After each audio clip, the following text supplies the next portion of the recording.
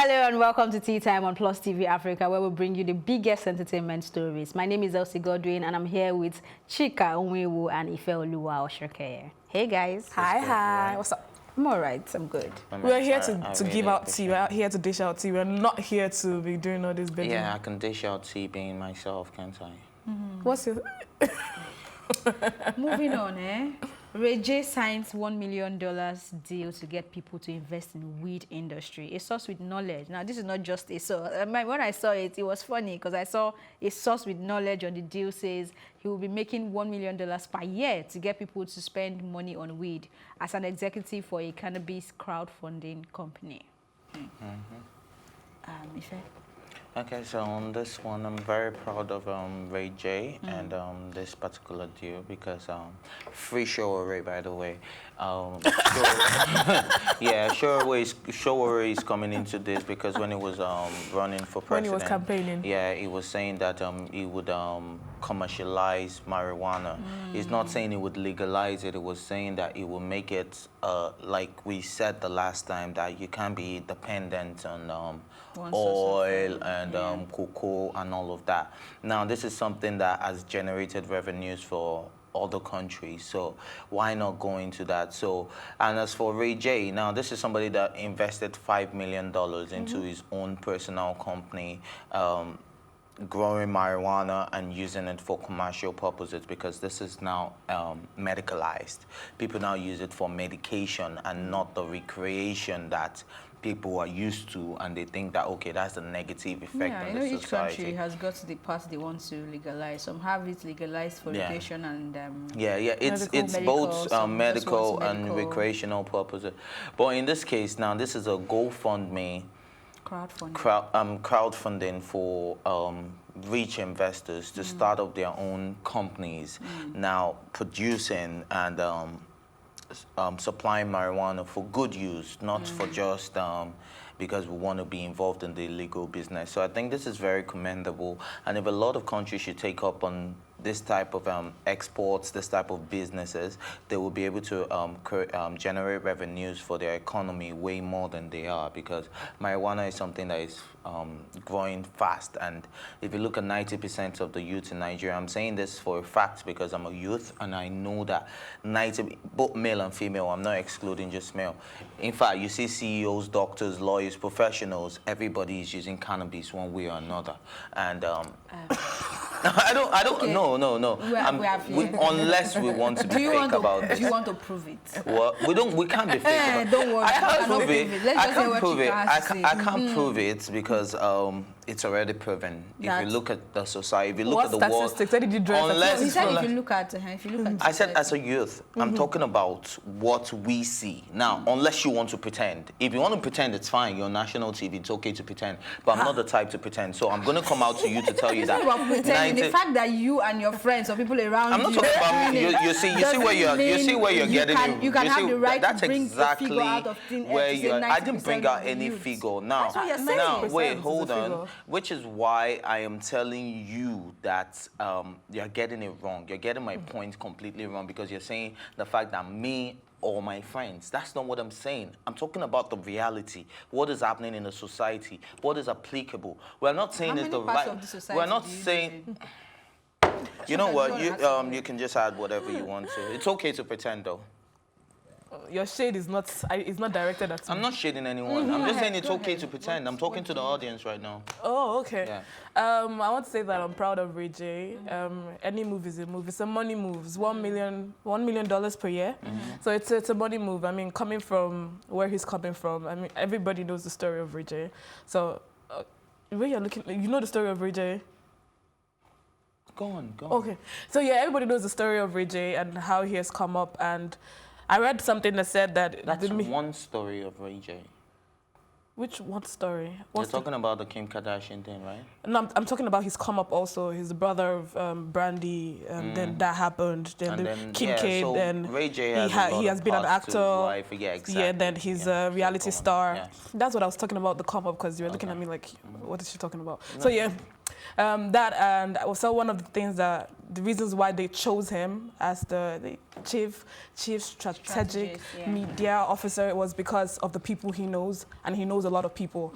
So I mean, $1 million per year, that's a lot of money. So it means that he's bringing way more than that into the business. You get so I mean, any money move is a move. So big ups to him. Okay, and if you have some money to invest, better reach out to But we Vijay, haven't gotten your because take on like this. What's your take? it's something that would sell. I mean, it's huge out there now. People are making money from it, and like you said, Showore also mentioned it. That is one of the things that we can actually make money from in Nigeria, because it is being grown somewhere in Nigeria, you know. So, yeah, good luck to him, and I hope that he makes the money they expect him to make. But I feel like he will make it anyway. All right, it's time for a quick break, but when we return, it will be time for more stories. We'll be right back.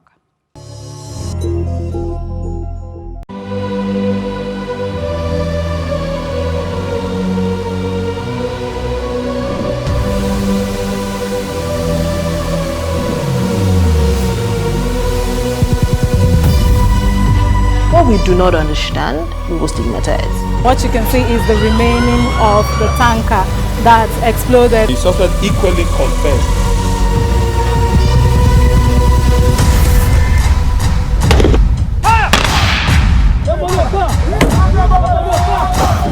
A 500 naira they collect am. If you no talk, dem go beat you. Na 2,500 I dey pay.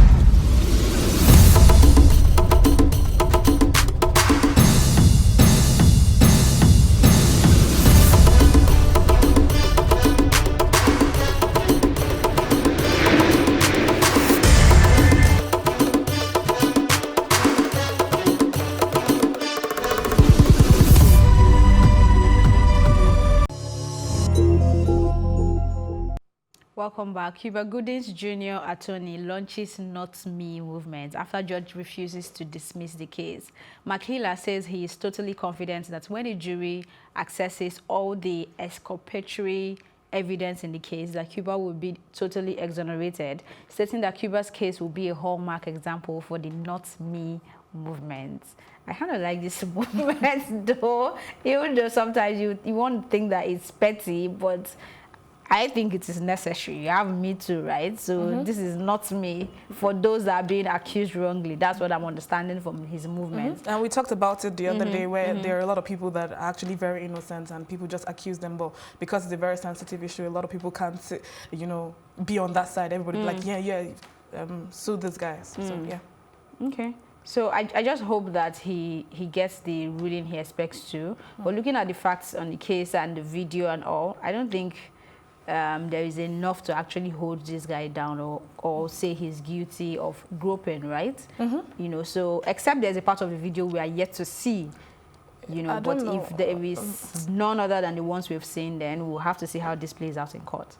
I have no idea why they're dragging this issue, to be honest. I don't know, because we have seen the video, we saw the video, we've seen the evidence, and I'm asking, why are you still taking the, why is this court still, why is this case still proceeding to trial? No, the judge is saying that they were not able to, how did he put the English now? They were not, if you help us out. They were not able to provide substantial evidence for them to throw out a case. That is the evidence as for you to throw out a case, or the criteria for a case to be thrown out wasn't met in this case. So going back on that, the video wasn't clear. Now, we all didn't see that. Now, I really don't have a problem with this case going into trial for an innocent man. If you're innocent, obviously, the jury would see that just the same way that we have all seen the video and we have concluded that there's no need to be dragging this case. Unless the jury decides to be biased and they want to go out of line, then that's when you'll charge a man based on this. But I also understand that according to the law, you cannot use someone's mental health against them when the case is ongoing. Yeah, according to the law, because that is like you're coming to the public with somebody's mental issue. Now, it's different if it's a court of law and you're bringing out their mental case. But an ongoing case, and then you go and review a blog site where you're trying to diminish somebody's credibility based on what they have posted in the past.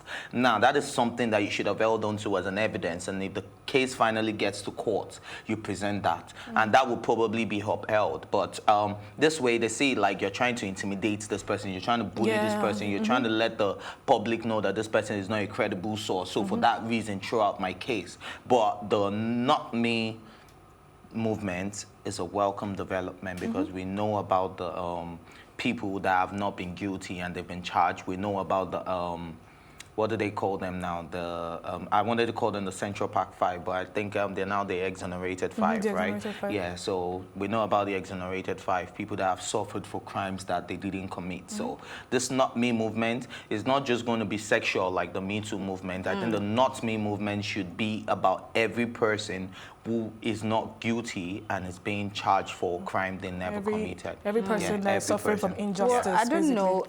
Are you sure of the part where you said you cannot use anyone's mental health case against them? I said you can use it in the court of law. Okay, but when those things came out, it was not this guy that brought it out. It was the same way all these cases have been leaking. From the case of Justice Smollett, to see that, oh, this document was this and this document. It's not like he came out and pushed it to the media. And it is not the judge that is angry at him for doing that. It is the prosecutors that came out last week or thereabouts to say that, oh, he's trying to victim shame someone. Is also that bringing that up and bringing it to that up is you need to differentiate is bringing it up. He did not put it to the media. His lawyers that brought it out. When you're talking about, they said the defendant. Now, who is the defendant? That's Cuba, right? Yeah, now, if Cuba is the defendant, now and you keep making reference to the defendant, what are you talking to? Whether or not it's his lawyer, whether it's not, it's his case. Now, if it's your people that brought this up, that, oh, look at this blog and you posted it online. Now, that is something that would be admissible in court as an evidence, not taking it to the public. No, that's what I understand what you're saying, but I'm telling you, he did not take it to the public. His lawyer did. No, that is where you're mixing it. He did not. Okay, I agree. It's just like saying all the information we know about Justice's case now, that it is Justice's lawyer that took it to the public. That's not how it works. Okay, I agree. It's a case of, oh, they get the court documents and then people start reading, oh, this is like the case we discussed yesterday that we're trying to confirm if this guy is really the CW2. If I'm your lawyer and you file a document with me and it leaks to the public, who leaked it? I am your lawyer. I am representing you. Now, there is something that is vital to my case, to your case, and then it gets to the public. Are you saying that the public went to to the vault to go and pull out your file and then they leaked it? It's a possibility. She posted it on social media. Then the justice system isn't working. It's not like she posted it somewhere. It was a file case. It's a mental history with a psychiatrist. It's social media. She posted it on social media. They filed for the dismissal of the case based on a mental health. In court. Okay. Or was it filed on social media? That's what I'm trying to say. Law, so I'm not about to have any argument anyway, or any... except you want to add something, we'll probably have to move to the I'm good. All right, moving on. If Ennada is saying that she felt men were monsters while growing up. The ex-BB Niger housemate via Instagram said that sometimes she imagines herself having kids through a surrogate just so she won't disrupt her life and future with the problems that come with being in a relationship with a man. She wrote so many things.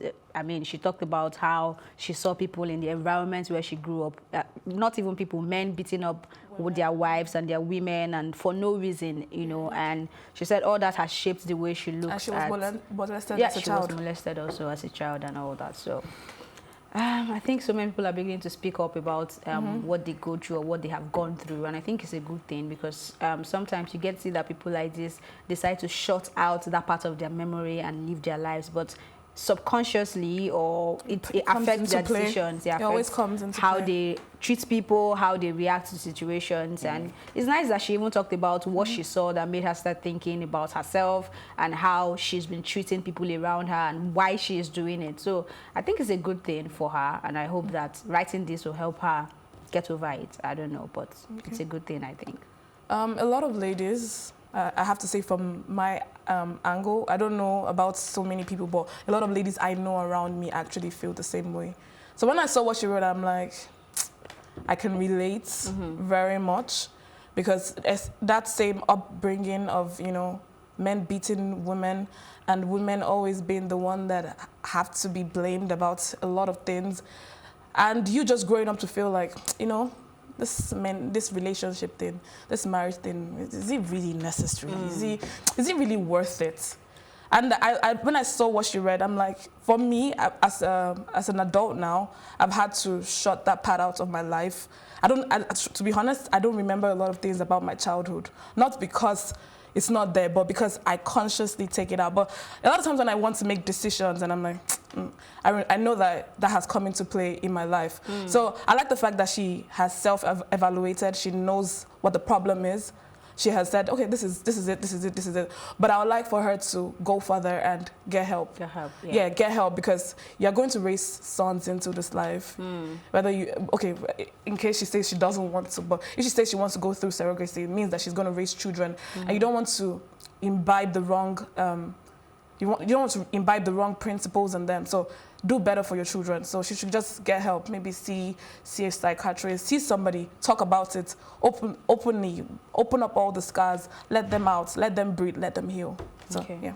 Yeah, I think the beginning of healing is realization and not being in denial. This is someone who has realized the problem and what led to her problem now, which is a heartbreaking. So I'm not going to touch much because she has said mostly everything. And like you said, a lot of women can relate to this, right? But this is going to be going out to a lot of men and, in fact, married couples out there, like, whatever your kids see, the environment in which you raise them, the things they know from their childhood are the things they would grow with. Especially those who, except those who make a conscious effort to do better.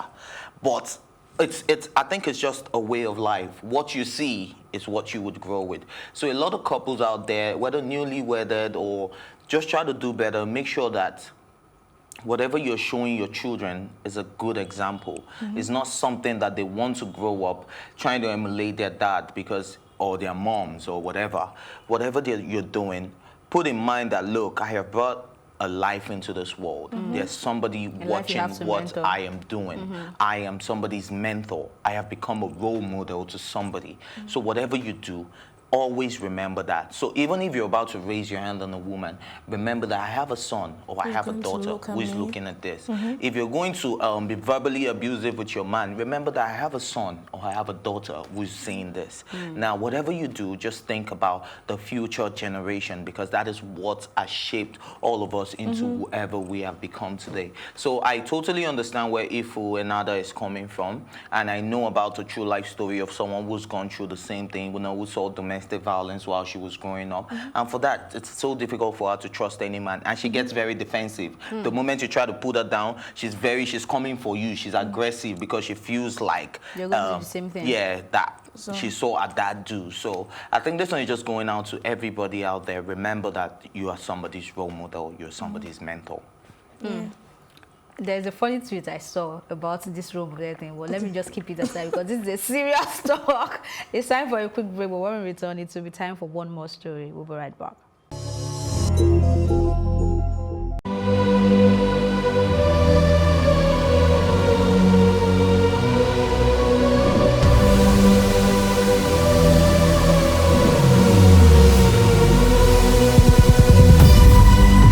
What we do not understand, we will stigmatize. What you can see is the remaining of the tanker that exploded. The suspect equally confessed.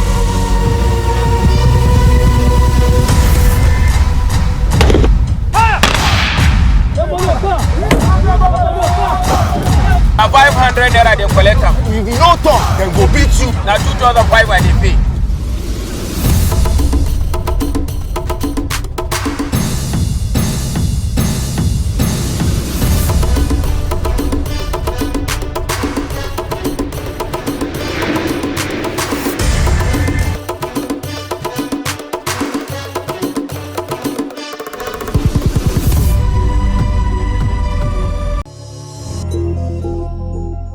Welcome back. Nigerian rapper Lynxxx celebrates 4 years as a born-again Christian.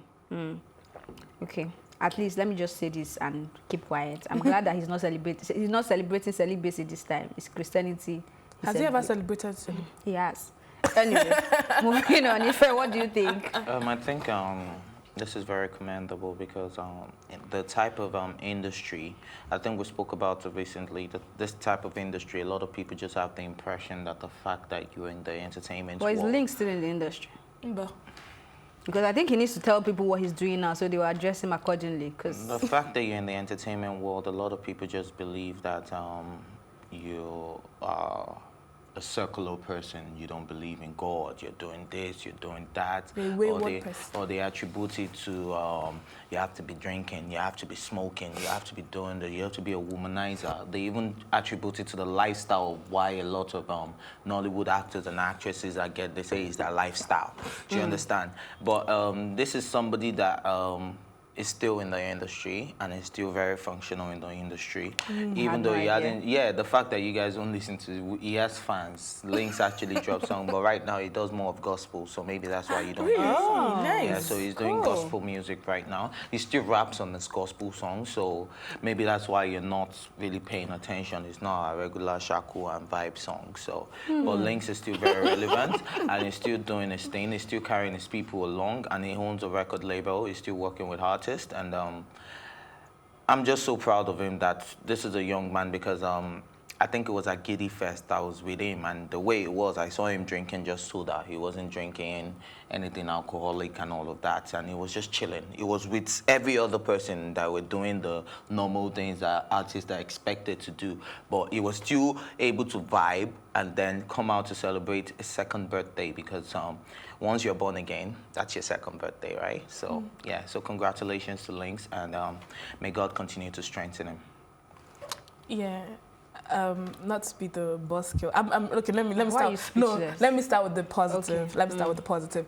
I'm really proud of him. I mean, 4 years. I went back to an article that was dated, I think, 2016, where he was talking about how he started his journey, and a lot of people felt like maybe it's one of those, things that will make headlines, but people are really very inconsistent with God. This is even coming from a personal place, not even coming from shading anybody, but we know that people can be very inconsistent with God. But it's been 4 years. And like play, he's celebrating that. But I saw a comment under his post. His post, and somebody said, "Lynxxx, is that not a tattoo I see in your hand?" In Numbers something called the Bible verse said, God said, "Do not cut any part of your body," and you say you're a Christian. Blah, blah, blah, What was on the body is the birthday, I think, the second birth date. Yeah. But the person said... The date in which you get his life to Christ. August 7th, 2015. So he's saying the person was now all up in space, like, you shouldn't have done that. You can't be putting tattoo. You can tell people the truth. You're not... I'm like, but what's your concern now, brother? Like, somebody's here celebrating his second birthday, and it's not easy to be consistent with God. Anybody that I see that is that consistent for a long period of time, I always envy them. That's me personally. I'm like, you're really trying. And somebody's out here, and as an entertainer, as Ife has said, it's not easy to be in that space because you're constantly surrounded by things that do not go with your faith. You just go out and there are temptations here and there, but you've been consistent for this period of time. So let's give him kudos. Let's help him celebrate. Let's throw a party for him. Non-alcoholic party, by the way. Oh, okay, that takes me to my next question. So does it mean people that take alcohol are not born again? There's nothing wrong with taking alcohol because Jesus Christ turned water into wine. He's just saying the only problem is getting intoxicated. Well, we didn't know if the wine Jesus turned into was alcoholic, though. Well, you would know because they said people were intoxicated. And somebody came and said, even this wine you made, this wine you just made was better sweeter. it was sweeter. So we're talking about intoxication. Intoxication is when it's wrong. But drinking, I don't know if it's, I know about pastors that drink. I don't know whether according to God, but it's not in the Holy Book. Alcohol is not it's in the, it's intoxication that is in the Holy Book. So if your chest does not judge you, you're fine. So you can throw the alcoholic party or non-alcoholic, anyone. No. I'll not be the one. And then about the tattoo, the Bible also says, "Old things have passed away and all things have become new." Deuteronomy is in the Old Testament, and the part about the tattoo is in Deuteronomy. I know there are other people will come with place it in the New Testament that also says something similar to Deuteronomy. Paying tithes is in the Old Testament too. Paying tithes, We're not yes. going to do this. So if we're talking You know about how to pick and choose in this. if we're talking about tattoos, old things have passed away All and things all have things have become become new. new. I agree. Do you want to add more? Should I go? No, let me just say one thing. Okay. One thing, one Bible. We have one Bible. We have so many denominations. So everybody just pick and choose what they want to hear. So, but if that's your faith, I mean, it's okay.